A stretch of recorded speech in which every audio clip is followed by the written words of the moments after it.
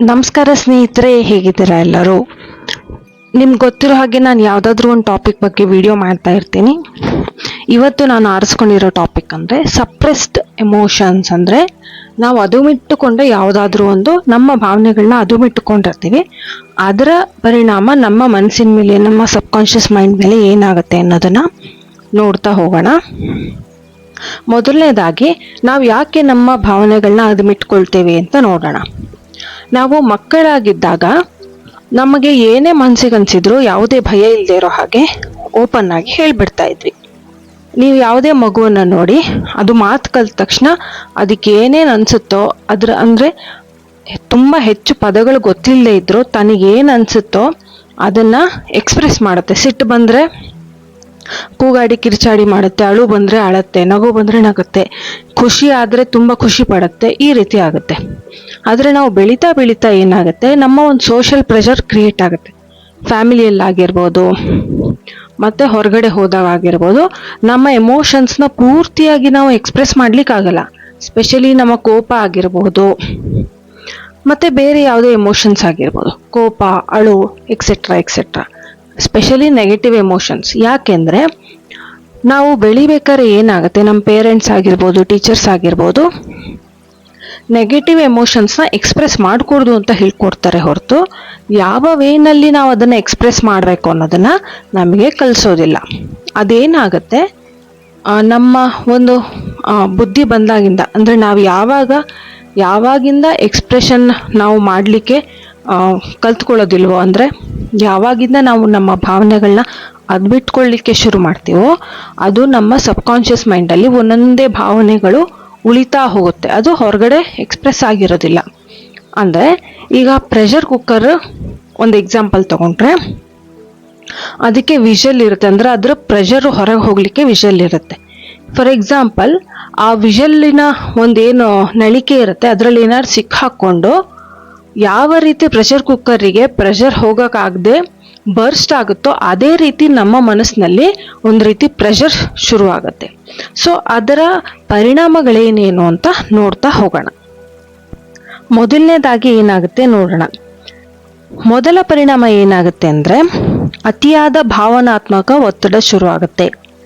ನೀವು ನೋಡಿ, ನೀವು ಯಾವುದಾದ್ರೂ ಒಂದು ದುಃಖವನ್ನು ಅಥವಾ ಯಾವುದಾದ್ರೂ ಒಂದು ಕಹಿ ಘಟನೆಯನ್ನು ಅದನ್ನ ಒಂದು ಸರಿಯಾದ ರೀತಿಯಲ್ಲಿ ನೀವು ಎಕ್ಸ್ಪ್ರೆಸ್ ಮಾಡಲಿಲ್ಲ ಅಂದರೆ ಆ ಭಾವನೆಗಳು, ಆ ಕಹಿತನ ಏನಿರುತ್ತೆ ಅದು ಮನಸ್ಸಿನಲ್ಲಿ ಉಳ್ಕೊಂಡ್ಬಿಟ್ಟಿರುತ್ತೆ.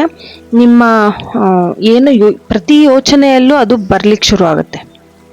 ಅಂದರೆ ಒಂದು ಸಣ್ಣ ಎಕ್ಸಾಂಪಲ್ ನೋಡಿ, ನಿಮ್ಮ ಕಾಲೇಜ್ ಟೈಮಲ್ಲಿ ಯಾರಾದರೂ ನಿಮ್ಮನ್ನ ರ್ಯಾಗಿಂಗ್ ಮಾಡಿದ್ರು ಅಂತ ಇಟ್ಕೊಳ್ಳಿ. ಅದನ್ನು ನೀವು ಎಲ್ಲೂ ಎಕ್ಸ್ಪ್ರೆಸ್ ಮಾಡಲಿಲ್ಲ, ಅದೇ ನೋವನ್ನು ಮನಸ್ಸಿನಲ್ಲಿ ಇಟ್ಕೊಂಡಿರ್ತೀರ. ಅದು ಎಲ್ಲಿವರೆಗೂ ನಿಮಗೆ ರಿಪೀಟ್ ಆಗ್ತಾ ಇರುತ್ತೆ ಅಂದರೆ, ಯಾರೋ ಸಣ್ಣ ಜೋಕ್ ಮಾಡಿದ್ರೆ ಸಾಕು ನಿಮಗೆ ಬೇಜಾರಾಗ್ಬಿಡುತ್ತೆ. ಅದನ್ನು ಅವರು ಇಂಟೆನ್ಷನಲಿ ಮಾಡದೇ ಇಲ್ಲ, ಅನ್ಇಂಟೆನ್ಷನಲಿ ಏನೋ ಒಂದು ಜೋಕ್ ಮಾಡ್ತಾರೆ, ಅದು ನಿಮಗೆ ರ್ಯಾಗಿಂಗ್ ಅಂತ ಅನಿಸ್ಬಿಡುತ್ತೆ. ಅದು ಯಾಕೆ ಅಂದರೆ ಹಳೆಯ ಘಟನೆ ಟ್ರಿಗರ್ ಆಗುತ್ತೆ. ನಿಮ್ಮ ಮನಸ್ಸಿನಲ್ಲಿ ಏನು ಎಕ್ಸ್ಪ್ರೆಸ್ ಮಾಡದೆ ಉಳಿದಿರುತ್ತಲ್ಲ ಅದು ಟ್ರಿಗರ್ ಆಗುತ್ತೆ.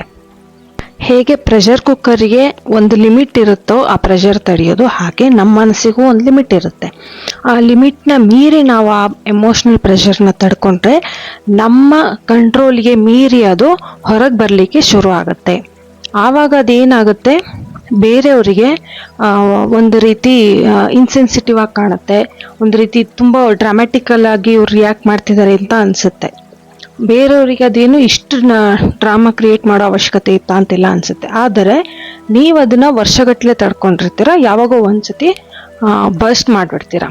ಸೊ ಹಾಗಾಗಿ ನಮ್ಮ ಭಾವನೆಗಳನ್ನ ಸರಿಯಾದ ಟೈಮಲ್ಲಿ ಸರಿಯಾದ ರೀತಿಯಲ್ಲಿ ಹೊರಗೆ ಹಾಕಬಹುದು ತುಂಬ ಇಂಪಾರ್ಟೆಂಟ್. ಅದು ನೆಗೆಟಿವ್ ಎಮೋಷನ್ಸೇ ಆಗಿರ್ಬೋದು, ಕೋಪನೇ ಆಗಿರ್ಬೋದು, ಅಳುನೇ ಆಗಿರ್ಬೋದು, ದುಃಖನೇ ಆಗಿರ್ಬೋದು. ಇನ್ನೊಂದು ಸಮಸ್ಯೆ ಏನಾಗುತ್ತೆ ಅಂದರೆ, ನಾವು ತುಂಬ ದುಃಖ ತಡ್ಕೊಂಡು ಹೈಲಿ ಸೆನ್ಸಿಟಿವ್ ಆಗಿಬಿಡ್ತೀರ. ಯಾಕಂದರೆ ವರ್ಷಾನುಗಟ್ಲೆ ಯಾವುದಾದ್ರೂ ಒಂದು ವಿಷಯನ ತಡ್ಕೊಂಡು ಒಂದು ಸಣ್ಣದೇನೋ ವಿಷಯಗಳನ್ನ ನಡೆದ್ರೂ ಅದಕ್ಕೆ ಹೈಲಿ ರಿಯಾಕ್ಟ್ ಮಾಡಿಬಿಡ್ತೀವಿ. ಫಾರ್ ಎಕ್ಸಾಂಪಲ್, ನಿಮಗೆ ಯಾವುದಾದ್ರೂ ಒಂದು ಎಮೋಷ್ನಲಿ ನಿಮಗೆ ತುಂಬ ಟ್ರಿಗರ್ ಆಗ್ತಾ ಇದೆ ಅಂತ ಅಂದ್ಕೊಳ್ಳಿ. ಒಂದು ಸಣ್ಣ ಎಕ್ಸಾಂಪಲ್ ಕೊಟ್ಟರೆ, ಒಬ್ಬ ಮಹಿಳೆ ಇದ್ದಾಳೆ, ಅವಳಿಗೆ ತುಂಬ ವರ್ಷಗಟ್ಟಲೆ ಅವಳ ಗಂಡ ಆಗಿರ್ಬೋದು ಅಥವಾ ಅತ್ತೆ ಆಗಿರ್ಬೋದು ತುಂಬ ಎಮೋಷ್ನಲಿ ಅವಳಿಗೆ ಕಿರಿಕಿರಿ ಮಾಡ್ತಾ ಇದ್ದಾರೆ, ಅಥವಾ ಒಂದು ರೀತಿ ಎಮೋಷ್ನಲ್ ಅಬ್ಯೂಸ್ ಅಂತಾನೆ ಹೇಳ್ಬೋದು. ಭಾವನಾತ್ಮಕವಾಗಿ ತುಂಬ ಕಿರಿಕಿರಿ ಮಾಡ್ತಾ ಇದ್ದಾರೆ ಅಂತ ಅನ್ಕೊಳ್ಳಿ. ಅವರು ಅದನ್ನು ಸರಿಯಾದ ರೀತಿ ಎಕ್ಸ್ಪ್ರೆಸ್ ತಮ್ಮ ದುಃಖ ಆಗಿರ್ಬೋದು, ಸಿಟ್ಟಾಗಿರ್ಬೋದು ತಡ್ಕೊಂಡಿರ್ತಾರೆ. ಒಂದು ಪಾಯಿಂಟ್ ಆದಮೇಲೆ ಅವರ ಮನಸ್ಸಿಗೆ ಆ ಪ್ರೆಷರ್ ತಡೆಯೋದಿಲ್ಲ. ಅವಾಗ ಏನಾಗುತ್ತೆ, ಅವರು ಸೆನ್ಸಿಟಿವ್ ಆಗಿಬಿಡ್ತಾರೆ. ಒಂದು ಸಣ್ಣ ಸಣ್ಣ ವಿಷಯಕ್ಕೂ ಸಿಟ್ಟು ಮಾಡ್ಲಿಕ್ಕೆ ಶುರು ಮಾಡ್ತಾರೆ, ಸಣ್ಣ ಸಣ್ಣ ವಿಷಯಕ್ಕೂ ಅಳ್ಲಿಕ್ಕೆ ಶುರು ಮಾಡ್ತಾರೆ. ಬೇರೆಯವ್ರಿಗೆ ಏನನ್ಸುತ್ತೆ, ಇಷ್ಟು ಸಣ್ಣ ವಿಷಯಕ್ಕೆ ಇವ್ರು ಅಳ್ತಾ ಇದ್ದಾರ ಅಂತ. ಆದರೆ ಇದು ಯಾವುದಾಗಿರುತ್ತೆ, ಇದು ವರ್ಷಾನುಗಟ್ಟಲೆ ನೀವು ಹಿಡಿದಿಟ್ಟಂಥ ಭಾವನೆಗಳು ಈ ರೀತಿ ಹೊರಬರಲಿಕ್ಕೆ, ನಿಮ್ಮ ಕಂಟ್ರೋಲನ್ನು ಮೀರಿ ಹೊರಬರಲಿಕ್ಕೆ ಶುರುವಾಗತ್ತೆ. ಇನ್ನೊಂದು ಎಮೋಷ್ನಲಿ ಓವರ್ವೆಲ್ಮಿಂಗ್ ಅಂತ. ಏನಂದರೆ ತುಂಬ ವರ್ಷಗಳಿಂದ ಈ ರೀತಿ ಅದುಮಿಟ್ಟು ನಿಮಗೆ ಬೇರೆ ಭಾವನೆಗಳನ್ನು ಅನುಭವಿಸ್ಲಿಕ್ಕೆ ಆಗೋದಿಲ್ಲ. ಫಾರ್ ಎಕ್ಸಾಂಪಲ್, ತುಂಬ ಖುಷಿಯಾದಂಥ ಸಂದರ್ಭದಲ್ಲೂ ಕೆಲವರು ಹೆದರ್ತಾರೆ, ಇವು ತುಂಬ ಖುಷಿ ಪಟ್ಬಿಟ್ರೆ ತುಂಬ ದುಃಖ ಬಂದ್ಬಿಡುತ್ತೆ ಅಂತ. ಆ ರೀತಿ ಮೈಂಡ್ಸೆಟ್ ಬಂದ್ಬಿಡುತ್ತೆ. ಅಂದರೆ ನೀವು ಖುಷಿ ಪಡ್ಲಿಕ್ಕೂ ಹೆದರ್ತೀರ. ತುಂಬ ಕೋಪವನ್ನು, ತುಂಬ ದುಃಖವನ್ನು ಅದುಮಿಟ್ಕೊಂಡ್ರೆ, ಖುಷಿಯಾದಂಥ ಸಂದರ್ಭದಲ್ಲೂ ತುಂಬ ಖುಷಿ ಪಟ್ಟರೆ ತುಂಬ ದುಃಖ ಬಂದ್ಬಿಡುತ್ತೆ. ಕೆಲವ್ರು ಹೇಳ್ತಾ ಇರ್ತಾರೆ ಈ ರೀತಿ, ಅಯ್ಯೋ ನಾನು ತುಂಬ ನಗಲ್ಲಪ್ಪ, ತುಂಬ ನಕ್ರೆ ತುಂಬ ಅಳಬೇಕಾಗತ್ತೆ ಅಂತ. ಈ ರೀತಿ ಭಾವನೆಗಳು ಬರ್ಲಿಕ್ಕೆ ಶುರು ಆಗುತ್ತೆ. ಇನ್ನೊಂದು, ತುಂಬ ರಿಸರ್ಚ್ ಮಾಡಿ ಇದನ್ನ ಪ್ರೂವ್ ಆಗಿರುವಂಥದ್ದು, ನಾವು ತುಂಬ ನೆಗೆಟಿವ್ ಎಮೋಷನ್ಸ್ನ ಸಪ್ರೆಸ್ ಮಾಡಿ ಇಟ್ಕೊಂಡ್ರೆ, ಅಂದರೆ ದುಃಖ ಆಗಿರ್ಬೋದು, ಕಿರಿಕಿರಿ, ನೋವು, ಸಿಟ್ಟು, ಇಂಥ ಭಾವನೆಗಳನ್ನ ಅದುಮಿಟ್ಕೊಂಡು ಎಕ್ಸ್ಪ್ರೆಸ್ ಮಾಡದೆ ಅದುಮಿಟ್ಕೊಂಡಿದ್ರೆ, ಅಂದರೆ ಆ ಮನಸ್ಸಲ್ಲಿ ಸಿಟ್ಟಿರುತ್ತೆ, ಅದನ್ನ ತೋರಿಸೋದಿಲ್ಲ. ಈ ರೀತಿ ಅದುಮಿಟ್ಕೊಂಡ್ರೆ ನ್ಯೂರೋಲಾಜಿಕಲ್, ಅಂದರೆ ನಮ್ಮ ನರಗಳಿಗೆ ಸಂಬಂಧಪಟ್ಟಂಥ ಮತ್ತು ಮೆದುಳಿಗೆ ಸಂಬಂಧಪಟ್ಟಂಥ ಕೆಲವೊಂದು ಡಿಸೀಸಸ್ ಬರ್ಲಿಕ್ಕೆ ಶುರುವಾಗುತ್ತೆ. ಇದು ರಿಸರ್ಚ್ ಮುಖಾಂತರ ಪ್ರೂವ್ ಆಗಿರುವಂಥದ್ದು. ಹಾಗಾಗಿ ಯಾವುದು ತುಂಬ ಮುಖ್ಯ ಅಂದರೆ, ನಮ್ಮ ಆರೋಗ್ಯಕ್ಕೋಸ್ಕರನಾದರೂ ನಮ್ಮ ಮನಸ್ಸಿನಲ್ಲಿ ಸಿಟ್ಟಿಟ್ಕೋಬಾರ್ದು. ನಮ್ಮ ನೆಗೆಟಿವ್, ಈಗ ನಾವೆಲ್ಲರೂ ಮನುಷ್ಯರೇ, ನಮಗೆಲ್ಲರಿಗೂ ಭಾವನೆಗಳಿರುತ್ತೆ. ಆ ಭಾವನೆಗಳನ್ನು ಸರಿಯಾದ ರೀತಿಯಲ್ಲಿ ಎಕ್ಸ್ಪ್ರೆಸ್ ಮಾಡುವಂತಹ ಒಂದು ಯಾವುದಾದ್ರೂ ಒಂದು ವೇ ನಾವು ಇಟ್ಕೊಂಡಿರಬೇಕು. ನಮ್ಮ ಸಿಟ್ಟನ್ನು ಯಾವ ರೀತಿ ನಾವು ಎಕ್ಸ್ಪ್ರೆಸ್ ಮಾಡಬೇಕು ಅಂದರೆ, ನಮ್ಮ ಮುತ್ತಲು ಇರೋರಿಗೆ ತೊಂದರೆ ಆಗಬಾರ್ದು, ಆದರೆ ನಮ್ಮ ಮನಸ್ಸಿನೆಲ್ಲ ಸಿಟ್ಟು ಉಳ್ಕೋಬಾರ್ದು. ಆ ರೀತಿ ನಾವು ನಮಗೊಂದು ಪ್ರಾಕ್ಟೀಸ್ ಇಟ್ಕೋಬೇಕು. ಫಾರ್ ಎಕ್ಸಾಂಪಲ್, ತುಂಬ ಸಿಟ್ಟಿನ ವಿಷಯ ಆದರೆ ನೀವು ಮಾತಾಡಿ ಬಗೆಹರಿಸ್ಕೊಳ್ಳುವಂಥದ್ದಾದರೆ ಬಗೆಹರಿಸ್ಕೋಬೋದು. ಈಗ ಕೆಲವರು ತುಂಬ ಸಿಟ್ಟು ಬಂದಾಗ ಯಾವುದಾದ್ರೂ ಒಂದು ಫಿಸಿಕಲ್ ಆ್ಯಕ್ಟಿವಿಟಿ ಮಾಡ್ತಾರೆ, ಅಂದರೆ ಎಕ್ಸಸೈಸ್ ಆಗ್ಬೋದು.